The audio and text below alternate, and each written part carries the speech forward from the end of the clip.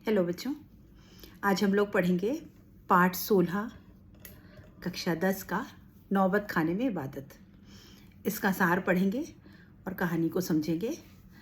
तो कहानी की रूपरेखा देखते हैं कि पहले इसमें क्या कहा गया है। नौबत खाने में इबादत प्रसिद्ध शहनाई वादक उस्ताद बिस्मिल्लाह खां पर रोचक शैली में लिखा गया एक व्यक्ति चित्र है।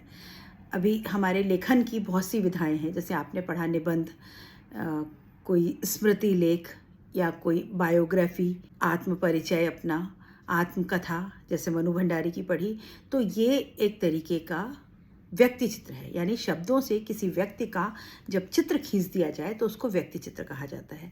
तो यहाँ बिस्मिल्लाह खां, जो उस्ताद बिस्मिल्लाह खां बहुत बड़े शहनाई वादक हैं, बहुत प्रसिद्ध हैं, नाम आपने सुना होगा, उनके बारे में यहाँ पर लिखा गया है और उनका व्यक्ति चित्र खींचा गया है शब्दों के माध्यम से। यतीन्द्र मिश्र इसके लेखक हैं। उन्होंने बिस्मिल्लाह खां के परिचय के साथ साथ उनकी रुचियाँ, उनके अंतर्मन की बुनावट, संगीत साधना और लगन की संवेदनशील भाषा में व्यक्त किया है। अभी यहाँ बिस्मिल्लाह खां जो थे, उनकी जो शहनाई के प्रति उनकी लगन थी, उनका जो प्यार था, उसको उन्होंने यहाँ व्यक्त, और उनके जो व्यक्त करने का तरीका है वो बहुत ही संवेदनशील है। आपको भी पढ़ के बहुत अच्छा लगेगा कि बिस्मिल्लाह खां जो हैं वो अपनी शहनाई वादन, उनके लिए उनका काम नहीं था, उनकी पूजा थी, इसका उनकी एक आराधना थी। उन्होंने यह स्पष्ट किया कि संगीत एक आराधना है, मतलब संगीत कोई एक पूजा है, एक आराधना है, ये केवल एक कला नहीं है, उसका एक विधि विधान है, अपना एक नियम कानून होता है, एक शास्त्र होता है, एक पूरा विद्या है। ये केवल इससे परिचय ही पर्याप्त नहीं, केवल अगर हम संगीत के बारे में कुछ पढ़ लेते हैं, सुन लेते हैं, केवल वो ही सही है, नहीं। संगीत यहाँ अपने आप में पूरा नहीं है, संगीत का बहुत बड़ा विस्तार है, उसको समझ पाना, उसके बारे में जानकारी लेना इतना आसान नहीं है, वो बहुत विस्तृत क्षेत्र है उसका। केवल उससे परिचय ही पर्याप्त नहीं, बल्कि इसे पूर्ण रूप से पाने के लिए उसका अभ्यास, गुरु शिष्य परंपरा, पूर्ण तन्मयता, धैर्य और मंथन जरूरी है। अगर हम किसी भी विषय के लिए, वैसे तो सही है ये, लेकिन अगर आप संगीत की बात करें तो इसमें क्या क्या ज़रूरत है, एक गुरु का होना बहुत आवश्यक है। कोई भी विद्या आपको सीखनी है तो उसके लिए गुरु की आवश्यकता पड़ती है, लेकिन संगीत के लिए आपको एक आपका गुरु चाहिए और एक गुरु शिष्य परंपरा होनी चाहिए, यानी गुरु सिखाता है और शिष्य उस बात को सीखता है। पूर्ण तन्मयता, तन्मयता मतलब लगन, मतलब पूरी मन से, लगन से उसमें आपको लगना पड़ता है, और बहुत धैर्य चाहिए, बहुत पेशेंस चाहिए, और मंथन भी ज़रूरी है। मंथन मतलब कि आपको पहले जो सीख रहे हैं उसको खूब उसकी बार बार प्रैक्टिस, ड्रिलिंग जिसको कहते हैं, वो भी बहुत आवश्यक है। तो अब हम पढ़ते हैं पाठ का सार। बालक अमीरुद्दीन अर्थात बिस्मिल्लाह खां, उनके बारे में बात करी जा रही है। अमीरुद्दीन आयु केवल 6 वर्ष की है। अभी ये जो बिस्मिल्लाह खां है, इनका बचपन का नाम इनका क्या था? अमीरुद्दीन। और उसका बड़ा भाई है शमसुद्दीन। ये 2 भाई थे, वो 9 वर्ष का था और बिस्मिल्लाह खां 6 वर्ष के थे। अमीरुद्दीन को रोगों की अधिक जानकारी थी, अमीरुद्दीन को रागों की अधिक जानकारी थी। अब अमीरुद्दीन जो बिस्मिल्लाह खां थे, इनको राग वाग बहुत अच्छे से पता थे, बहुत इनको जानकारी थी उसकी।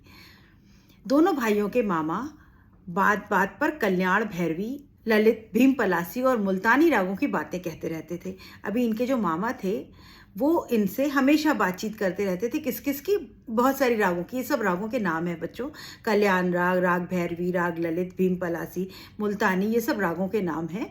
उनके बारे में इनसे बच्चों से बातें करते रहते थे, जबकि वो 2 बातें उन दोनों की समझ में नहीं आती। अब जब ये छोटे थे, 6 साल और 9 साल की उम्र के, तो इनको इतना कुछ समझ में नहीं आता था, पर फिर भी सुनते रहते थे।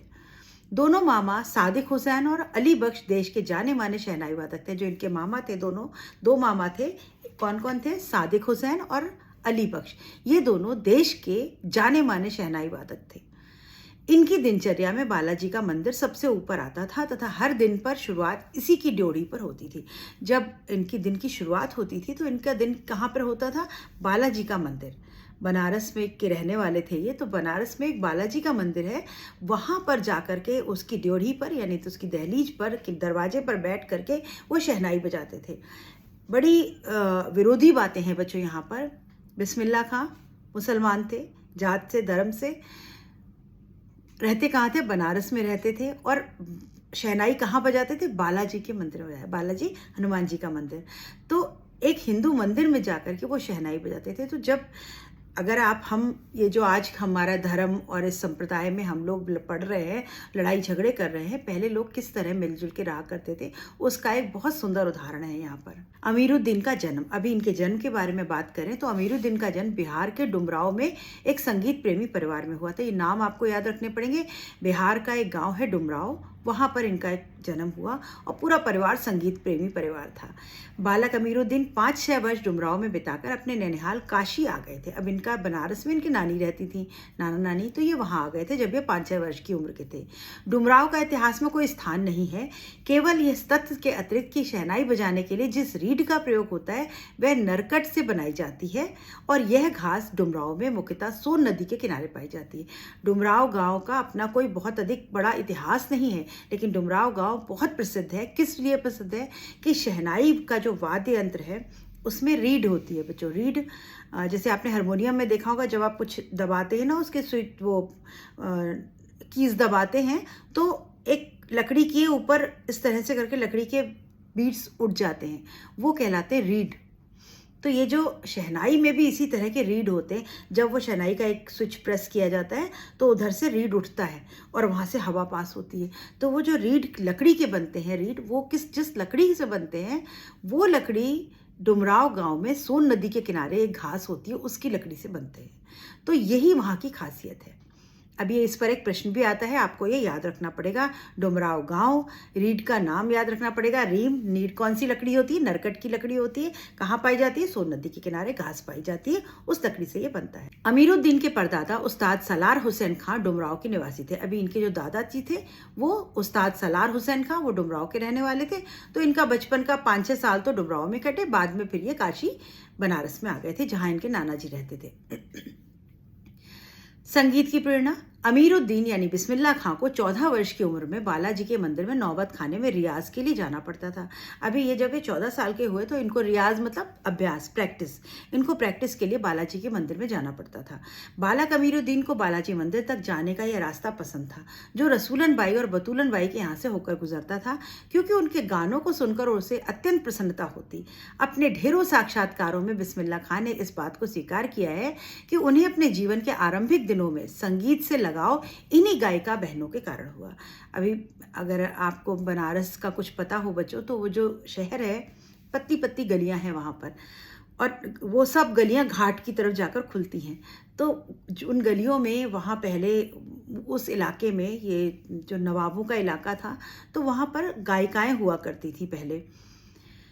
वो गाना गाती थी और बड़े बड़े जो रईस लोग होते थे, राजा महाराजा रईस नवाब लोग होते थे, वो उनके शाम को उनके घर जा कर के उनके वहाँ पर उनका संगीत सुना करते थे। पहले कोई टीवी और मोबाइल तो थे नहीं, पिक्चर तो थे नहीं, तो एंटरटेनमेंट का साधन केवल यही सब था। तो वो जो 2 बतूलन बाई और रसूलन बाई गायिकाएँ थीं, वो उसी गली में रहती होंगी।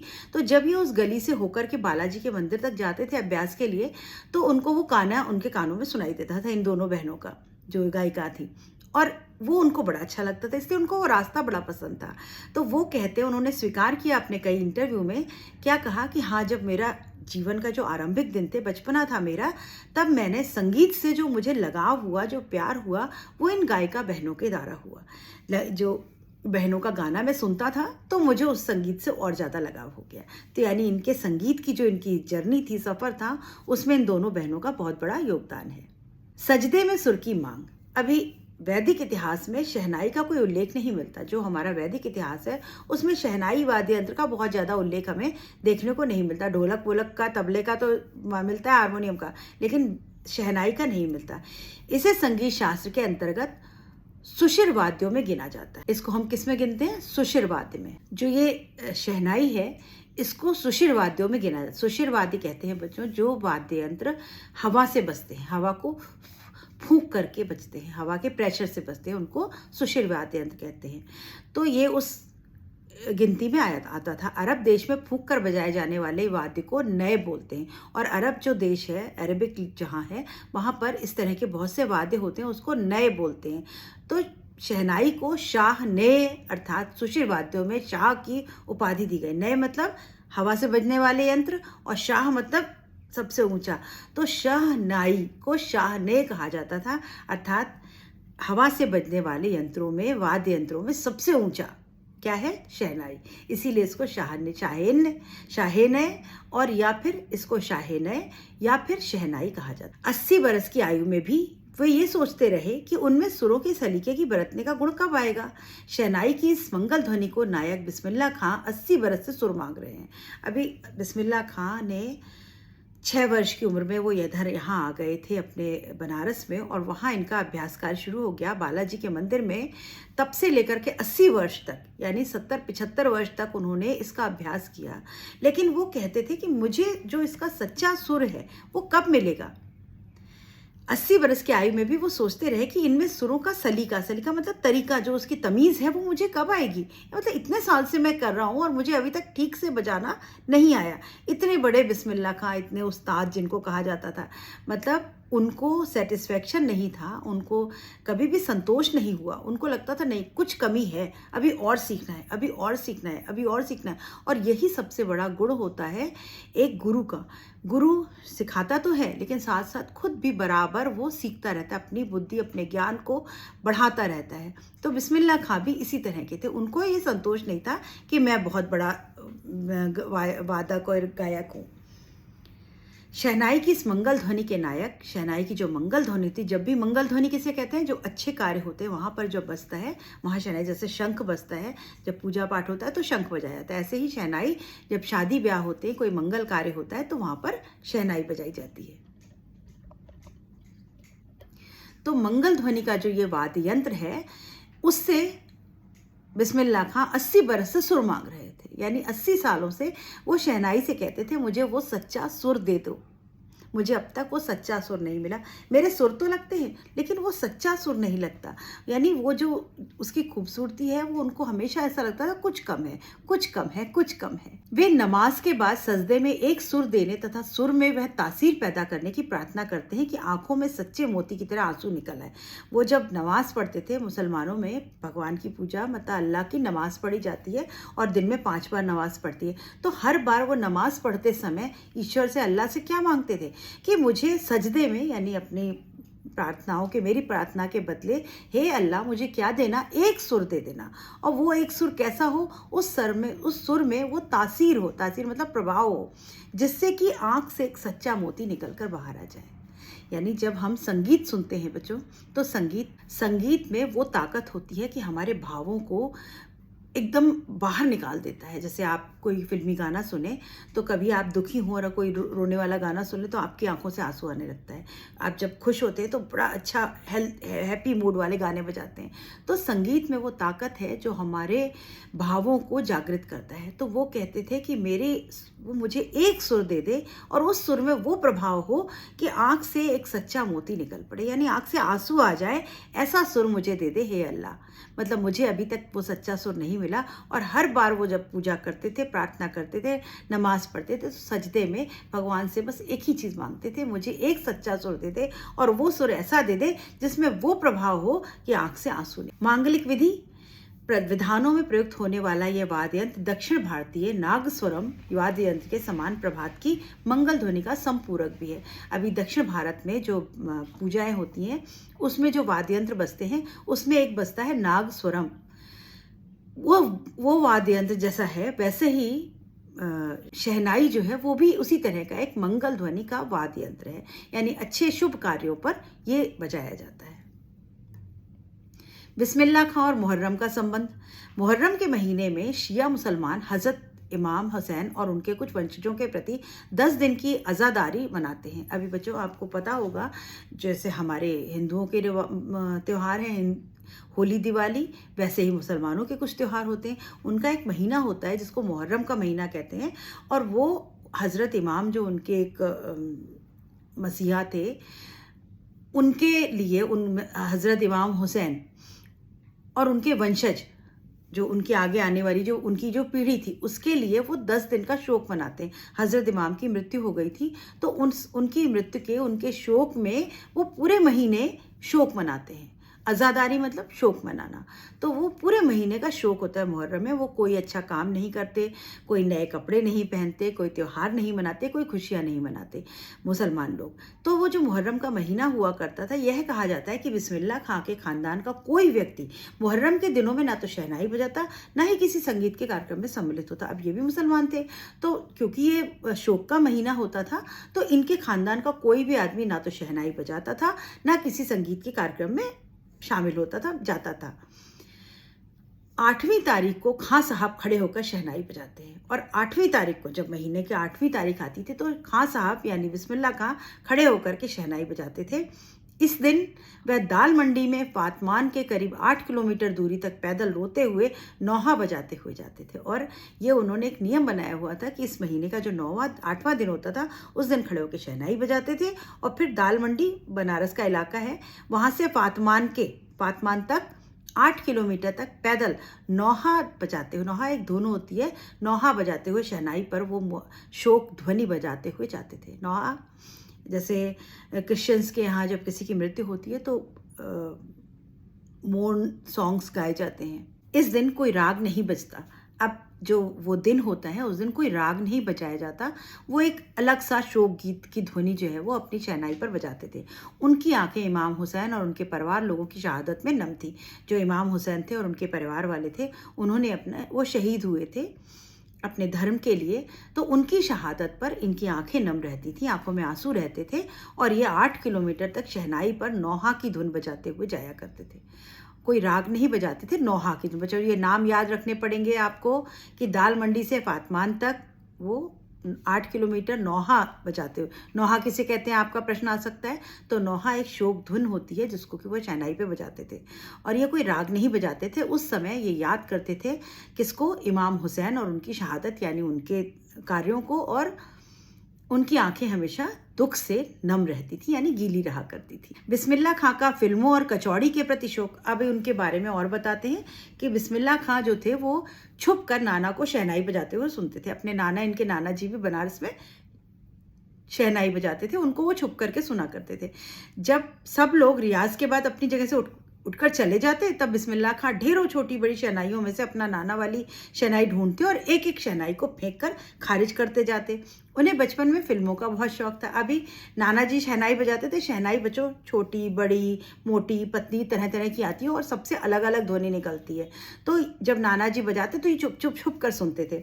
जब नाना जी चले जाते तो वहाँ जाते और ढूंढ ढूंढ करके उसको बजा बजा के देखते, अच्छी नहीं लगती तो हटा देते, फिर तो इससे तो आवाज़ नहीं निकल रही, ये तो इतनी अच्छी नहीं बज रही, तो फेंकते जाते थे। यानी नाना जी जैसा वो बजाना चाहते थे। तो उनको शौक किससे हुआ? नाना जी की शहनाई सुन करके। इनको पिक्चरें देखने का, फिल्म देखने का बहुत शौक था। उन दिनों 3rd क्लास का टिकट 6 पैसे में मिलता। 3rd क्लास, जैसे आजकल हम लोग बालकनी में बहुत सारे क्लासेस होते हैं, उस तरह 3rd क्लास जो सबसे लो कम पैसे वाला होता था, वो 3rd क्लास 6 पैसे का हुआ करता था। इसके लिए 2 पैसे मामू दे देते, 2 पैसे मौसी से ले लेते और 2 पैसे नाना से ले लेते थे। यानी 6 इकट्ठे कर लेते, तो घंटों लाइन में लगकर टिकट लेते या करते थे और पिक्चरें देखते थे। उनको पिक्चर का बहुत शौक। वह सुलोचना की फिल्मों के बहुत बड़े शौकीन थे। अभी सुलोचना एक हीरोइन थी पुरानी, उसके ये बहुत शौकीन थे, उनको बहुत पसंद थी। इधर सुलोचना की नई फिल्म सिनेमा हॉल में आई और उधर अमीरुद्दीन अपनी कमाई लेकर चल पड़े फिल्म देखने के लिए। जैसे ही सुलोचना की फिल्म लगती थी, ये तुरंत फिल्म देखने चल पड़ते थे और अपनी कमाई लेके, जो भी इनके पास पैसे हुआ करते थे, फिल्म देखने। जो बालाजी मंदिर पर रोज शहनाई बजाने से उन्हें मिलती थी। जब ये बालाजी मंदिर पर जाकर शहनाई बजाते तो उनको कुछ पैसे मिला करते थे, बस वो पैसे लिए और पिक्चर देखने चल पड़ते थे जैसे ही कोई नई फिल्म लगी। इसी तरह वह कुलसुम की देसी घी की तली संगीत में कचौड़ी के भी शौकीन थे। अभी वहाँ कुलसुम की देसी घी की कचौड़ियाँ बहुत फेमस है बनारस में। कुलसुम जो है वो दुकान का नाम था, वहाँ पर कचौड़ियाँ मिलती थी देसी घी की, सीधे सीधे घी की बनी हुई कचौड़ियाँ होती, उनको संगीत में कचौड़ी कहते हैं। यानी उनके साथ साथ गाना भी होता था, क्योंकि कुलसुम जब कलकलाते घी में कचौड़ी डालती थी तो उस समय छन से उठने वाली आवाज़ में उन्हें सारे आरो अवरोध दिख जाते थे। कुलसुम जो खाना बनाती थी कचौड़ियाँ, कुलसुम कोई औरत होगी जो बनाती होगी, तो उसकी कचौड़ी खाते थे। जैसे ही वो कचौड़ी डालती तो उसमें जैसे ही आप कोई गर्म तेल में कचौड़ी का वो ठंडा आटा पड़ता है तो कुड़ आवाज़ आती है ना, और बुलबुले से उठते हैं। तो वो जो आवाज़ होती थी से, क्योंकि ये संगीत के इतने शौकीन थे बिस्मिल्लाह जी, तो उनको उस आवाज़ में गाना सुनाई देता, आरोह अवरोह, यानी संगीत के सारे गामा पादा नीसा सा नी धा पा मा गा रे सा सुनाई देता था। आरोह ऊपर चढ़ने वाले स्वर, अवरोह मतलब नीचे उतरने वाले स्वर, और ये स्वर दिख जाते थे। तो इसीलिए वो उस कचौड़ी को क्या कहते थे? संगीत में कचौड़ी कहा करते थे। बिस्मिल्लाह खां और काशी। काशी में संगीत कार्यक्रम के आयोजन की परंपरा पिछले कई वर्षों से शहर के दक्षिण में लंका पर स्थित संकट मोचन मंदिर में चली आ रही थी। अभी काशी बनारस की बात करी जाए तो वहाँ पर संगीत के कार्यक्रम बहुत होते हैं। और जब दक्षिण में जो साउथ का एरिया लंका का इलाका है, वहाँ पर लंका एक जगह का नाम है, एक एरिया का नाम लंका है, वहाँ पर संकट मोचन मंदिर है। हनुमान जी का एक संकट मोचन का मंदिर है, बहुत प्रसिद्ध मंदिर है, बड़ी उसकी मान्यता है। तो वहाँ पर कुछ कार्यक्रम हुआ करते थे संगीत के। हनुमान जयंती के अवसर पर यहाँ 5 दिनों तक शास्त्रीय और उपशास्त्रीय गायन वादन की उत्कृष्ट सभा होती थी। जब हनुमान जयंती का अवसर आता था तो 5 दिनों तक म्यूजिकल कार्यक्रम वहाँ होते थे। उसमें शास्त्रीय भी होते थे और नॉर्मल सुगम संगीत भी हुआ करता होगा। इसमें बिस्मिल्लाह खां अवश्य रहते थे। उस कार्यक्रम में बिस्मिल्लाह खां का गाना जरूर हुआ करता था। बिस्मिल्लाह खां की काशी विश्वनाथ जी के प्रति भी अपार श्रद्धा थी। अभी बिस्मिल्लाह खां मुसलमान जरूर थे, लेकिन उनको काशी विश्वनाथ में भी बहुत श्रद्धा थी, हनुमान जी में भी बहुत श्रद्धा थी, बालाजी में भी थी, और संकट मोचन मंदिर में भी बहुत जाते थे। वे जब भी काशी से बाहर रहते तब विश्वनाथ व बालाजी के मंदिर की तरफ की दिशा की ओर मुंह करके बैठते, और थोड़ी देर ही सही मगर उस ओर शहनाई का प्याला घुमा दिया जाता था। शहनाई जो होती है उसमें आगे ऐसे करके प्याला जैसा बना होता, बाउल जैसा शेप होता आगे। तो जहाँ वो अगर काशी में नहीं किसी भी जगह होंगे तो जिस डायरेक्शन में, जिस दिशा में बालाजी का मंदिर था उस दिशा में करके वो थोड़ी देर शहनाई जरूर बजाते थे। ये उनका मानना था, उनकी आस्था थी, उनका विश्वास था भगवान में। तो वो उस तरफ करके, यानी उनका अपने भगवान में जिनकी देहरी पर जा कर के वो रोज अभ्यास करते थे, उसका उनको प्रणाम हुआ करता था, वो उनको नमस्कार करते थे, अपनी शहनाई उस दिशा में करके बजा दिया करते। आपको इस तरह के प्रश्न पूछने जाएंगे। बिस्मिल्लाह खां ने इस बात को स्वीकार किया कि काशी की धरती को छोड़कर वे कहीं नहीं जा सकते। उनको बनारस बहुत पसंद था। उन्होंने बोला था मैं यहाँ छोड़कर के कहीं नहीं जाऊँगा, क्योंकि यहाँ गंगा मैया सहित बाबा विश्वनाथ व बालाजी का मंदिर है। क्यों नहीं जाएंगे? क्योंकि यहाँ गंगा मैया है, बालाजी विश्वनाथ का मंदिर है, विश्वनाथ जी का मंदिर है, जिसमें उन्हें खानदान की कई पीढ़ियों ने शहनाई बजी, और ये खानदानी पेशा था इनका। ये खानदान के कई पीढ़ियों ने इस जगह पर शहनाई बजाई है। उनके लिए शहनाई और काशी से बढ़कर इस धरती पर और कोई जन्नत नहीं है। वो कहते थे मेरे लिए अगर जन्नत मतलब स्वर्ग जो है वो अगर है तो सिर्फ काशी में है और कहीं नहीं है। काशी संस्कृति की पाठशाला है। काशी जो है वो संस्कृति, परंपरा और संस्कृति की पाठशाला है। आज भी है बच्चों। बनारस, लखनऊ, ये सब जो इलाके हैं, अयोध्या, ये सब यहाँ पर हमारी संस्कृति, परंपराएं आपको भर के देखने को मिलेगी। तो वो ये मानते थे कि ये यहाँ की पाठशाला है, यहीं से इन्होंने संस्कृति सीखी है। और यहाँ कलाधर हनुमान या नृत्य विश्वनाथ है। यहाँ पर कलाधर जो 8 कलाओं वाले हनुमान जी का मंदिर है वो है, और नृत्य करते हुए विश्वनाथ मंदिर है या विश्वनाथ जी का मंदिर है। काशी में हजारों सालों का इतिहास है। काशी का जो इतिहास है वो हजारों साल पुराना इतिहास है। यहाँ की संस्कृति, संगीत, मंदिर, भक्ति, आस्था सब एक दूसरे से घुल मिल गए हैं।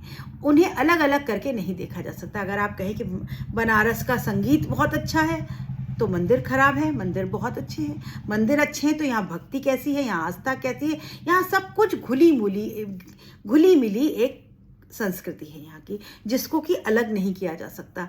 मतलब ये डिटैच नहीं कर सकते, ये एक साथ मिली हुई सभ्यता है काशी विश्वनाथ की। शहनाई के कारण सम्मान। बिस्मिल्लाह खां को उनकी शहनाई दोनों एक दूसरे के पर्याय हैं। अगर बिस्मिल्लाह खां का नाम लेते हैं तो शहनाई अपने आप दिमाग में आती है। अगर आप शहनाई का नाम लेते हैं तो बिस्मिल्लाह खां आपके मुंह पे अपने आप ये नाम आ जाएगा। तो इन दोनों को अलग नहीं कर सकते, ये पर्याय हैं, ये एक दूसरे के पर्यायवाची हैं, शब्द हैं बिस्मिल्लाह खां और शहनाई। यानी बिस्मिल्लाह खां शहनाई से इस तरह जुड़े हुए हैं। खां साहब के ताल मालूम था, राग मालूम था। खां साहब को तालें मालूम थी, राग मालूम था। एक बार उनकी किसी शिष्या ने उन्हें फटी तहमत पहनने के लिए टोकते हुए कहा कि इतनी प्रतिष्ठित और भारत रत्न जैसा सम्मान मिलने के बाद उन्होंने फटी तहमत नहीं पहननी चाहिए। इनको भारत रत्न पुरस्कार मिला था। एक बार तहमत, मतलब वो जो लुंगी बांधते हैं, कपड़ा पहनते, धोती, वो फटा होगा, तो इनकी कोई शिष्या थी, उसने कहा आपको भारत रत्न सम्मान मिला है और आप ये फटी तहमत पहने हुए हैं। तो बिस्मिल्लाह खां का उत्तर था कि सम्मान उन्हें उनकी शहनाई के कारण मिला है, ना कि वस्त्र के कारण। मतलब मेरे कपड़ों में कोई सम्मान नहीं है, मुझे सम्मान क्यों मिला, मेरी शहनाई के ऊपर मिला है। उनका कहना था कि मालिक से यही दुआ है कि सुर ना फटे, चाहे तहमत फट जाए, क्योंकि फटी तहमत तो सिल जाएगी, लेकिन फटा सुर नहीं सिला जा सकता। यानी वो ईश्वर से क्या मांगते थे, ना कपड़े, संपत्ति, सुख, सुविधा, कुछ नहीं मांगते थे। वो क्या कहते हैं, हे ईश्वर एक सुर दे दे और उस सुर में ऐसा प्रभाव दे दे कि लोगों के आंख से आंसू निकल पड़े। तो वो कहते थे कि तहमत फट जाए लेकिन मेरा सुर ना फटे। सुर फटना मतलब सुर टूट जाना, आवाज़ का कमज़ोर हो जाना। तो एक गाने वाले को, एक बजाने वाले को क्या चाहिए, एक सुर चाहिए। तो वो ईश्वर से अपने उस सुर के लिए प्रार्थना करते थे कि हे ईश्वर, वो हमेशा दुआ करते थे कि मेरा सुर ना फटे, चाहे तहमत फट जाए, क्योंकि फटी हुई तहमत को तो सिला भी जा सकता है, लेकिन एक बार सुर टूट गया, सुर खराब हो गया तो वापस नहीं ठीक होगा। ये था उनका प्यार अपने सुरों के लिए। बिस्मिल्लाह खां का दर्द, अब उनका जीवन का दर्द क्या थी, क्या तकलीफ थी। बिस्मिल्लाह खां को एक दुख था कि अब काशी में पहले वाली मलाई, बर्फ, कचौड़ी, जलेबी नहीं मिलती। ना संगीतकारों के लिए, गायकों के मन में पहले जैसा कोई आदर रहा है। धीरे धीरे हमारी संस्कृति, हमारी परंपराएं जो है वो खोती जा रही हैं। विज्ञान के नाम पर हम अपनी परंपराओं से दूर होते जा रहे हैं। आजकल संगीत, अच्छा संगीत सुनने वाले लोग ही नहीं मिलते। तो उनको बस यही दर्द था कि जब कचौड़ी और मलाई बर्फ खाते थे तो वो स्वाद अब नहीं रहा। धीरे धीरे स्वाद, आजकल क्या हो गया, मतलब मिलावट शुरू हो गई है, वो बनाने वाले नहीं रह गए तो स्वाद खत्म हो गया। और संगीतकारों के जो अच्छे सुनने वाले थे, श्रोतागण, वो भी अभी नहीं रह गए। उनके मन में अभी इन संगीत के लिए आदर की भावना धीरे धीरे कम होती जा रही है। अब घंटों रियाज को कोई नहीं पूछता। वो घंटों रियाज करते थे, इसको कोई सम्मान नहीं दिया करता, कोई वैल्यू नहीं देता। कजली, चैती और शिष्टाचार वाले पहले के समय को याद करके भी भाव विभोर हो जाते। वो मन खुश हो जाते थे जब वो अपनी कजरी, चैती, ये सब बच्चों गाने की विधाएं हैं, यूपी के, उत्तर प्रदेश की गाने की विधाएं हैं, उनको सुनकर के वो मस्त हो जाया करते थे, जिसका आज अभाव है। आज क्या सुनते हैं, आज लोग रैप सॉन्ग, पॉप और क्या क्या आजकल आ गया है, जिसमें ना तो म्यूजिक होता है, ना सुर होता है, ना ताल होता है, ना लय होता है, ढम ढम ढम ढम बस बजता रहता है। आजकल तो शब्दों को गा करके रैप बना देते हैं, कुछ भी कान बोल दिया, रैप गाना हो गया। तो ये संगीतकार जो बड़े बड़े संगीत, उनको ये सब अच्छा लगेगा भला? तो वो ये सोचते थे कि ये सब धीरे धीरे खत्म होता जा रहा है। उसके उपरांत भी काशी की सुबह व शाम आज भी संगीत के सुरों का साथ होती है, लेकिन आज भी काशी में या बनारस में आज भी सवेरा संगीत से होता है और शाम भी संगीत से। बिस्मिल्लाह खां को लगता था कि यहाँ मरना भी मंगलदायक है, यहाँ मरना भी मंगलदायक है। आपने सुना होगा कि काशी में अगर आप मरते हैं तो आपको सीधे स्वर्गलोक मिलता है, तो ऐसी कहावत है। तो वो कहते हैं कि इतनी सुंदर जगह है काशी, इतना मंगल शहर है, यहाँ पर मरना भी मंगलदायक है। अगर आप यहाँ मर भी जाएं तो आपका शुभ होगा। यह दो कौमों की एकता का प्रतीक है। और क्या है ये शहर, दो कौमों की, वहाँ पर मुसलमान भी उतने ही और हिंदू भी उतने ही हैं। तो यहाँ दो कौमें रहती हैं और बड़े ही प्यार से, शांति से वहाँ रहती। वहाँ लड़ाई झगड़े और सांप्रदायिक झगड़े बहुत बिल्कुल नहीं होते। तो खुद बिस्मिल्लाह खां मुसलमान हैं और वो मंदिरों में जाकर के शहनाई बजाते हैं। तो उनको लगता था कि ये दो कौमों की एकता का प्रतीक है काशी। बिस्मिल्लाह खां की मृत्यु, अभी बिस्मिल्लाह खां जो थे वो भारत रत्न से लेकर इस देश के ढेरों विश्वविद्यालयों का मानद उपाधियों से अलंकृत व संगीत नाटक अकादमी पुरस्कार एवं पद्म विभूषण जैसे अनेक सम्मानों से विभूषित बिस्मिल्लाह खां का 90 वर्ष की भरी पूरी उम्र में 21 अगस्त 2006 को स्वर्गवास हो गया। बहुत अभी समय नहीं हुआ है, 2006 में इनकी मृत्यु हुई। और इनको इतने पुरस्कार मिले, भारत रत्न, मानद उपाधियां, और कौन कौन सी मिली, नाटक अकादमी, संगीत नाटक अकादमी पुरस्कार और पद्म विभूषण सम्मानों से इनको विभूषित किया गया। और 90 साल की उम्र में, अच्छी खासी उम्र करके, ये भरी पूरी आयु करके 21 अगस्त 2006 को इनका स्वर्गवास हो गया। तो ये था बिस्मिल्लाह खां का व्यक्ति चित्र, यानी उनका एक चित्र, एक खाका आपके आगे खींचा गया शब्दों से, कि वो कैसे थे, वो क्या सोचते थे, संगीत के प्रति उनकी कैसी लगाव किस तरह से बढ़ा, किस किस का उनके जीवन में प्रभाव हुआ, कहाँ उनका जन्म हुआ, कहाँ उन्होंने संगीत की शिक्षा ली और कहाँ पर अभ्यास किया, रियाज किया। और संगीत उनके लिए क्या था? संगीत उनके लिए एक आराधना था, एक पूजा थे। और इतने सालों तक इतने सम्मान प्राप्त करने के बाद भी उनके मन में एक सीखने की और चाह बाकी थी, और वो ईश्वर से हर सजदे में ये प्रार्थना करते थे और सजदे में मांगते थे कि हे ईश्वर, मुझे वो सुर दे दे जिसमें कि वो प्रभाव हो कि आंखों से आंसू निकल आए, यानी मुझे वो सच्चा सुर दे दे। और वो कहते थे कि ईश्वर तहमत फटी हो, यानी मेरे पास कुछ भी ना हो, सब कुछ ले ले तू, लेकिन मेरा सुर जो है वो ना फटे, यानी सुर मुझसे मेरा मत छीनना, बाकी मुझे कुछ नहीं चाहिए। ये था एक सच्चा संगीत प्रेमी। बिस्मिल्लाह खां। तो बच्चों, पाठ यहाँ समाप्त होता है। उम्मीद करती हूँ आपको समझ में आ गया होगा। इसके शब्द अर्थ बच्चों एक बार जरूर देख लीजिएगा, क्योंकि पैराग्राफ दे करके आपसे प्रश्न पूछे जाएंगे, 4 ऑप्शन दिए होंगे और शब्दों के अर्थ दिए होंगे। तो अगर आपने एक बार भी शब्दों के अर्थ आपकी आंखों के नीचे से निकले होंगे तो आप उनका अर्थ जो है वो 4 में से ऑप्शन करेक्ट छांट पाएंगे। तो यहाँ पर मैं आपको शब्दार्थ की लिस्ट दे रही हूँ, एक बार उसकी रीडिंग जरूर कर लें एग्जाम में जाने से पहले। मिलते हैं इसके प्रश्नोत्तर के साथ नेक्स्ट वीडियो में। तब तक अपनी पढ़ाई करते रहिए, चैनल को लाइक शेयर सब्सक्राइब करिए। और बच्चों, अब तो समय आ गया, अब तो बार बार रिपीट करके लेसन पढ़िए, वीडियो देखिए, समझिए, प्रश्नोत्तर करिए। और कुछ नहीं आता है तो पूछिए, कुछ समझ में नहीं आ रहा हो, कुछ आप और चाहते हो तो कमेंट करिए। Good bye.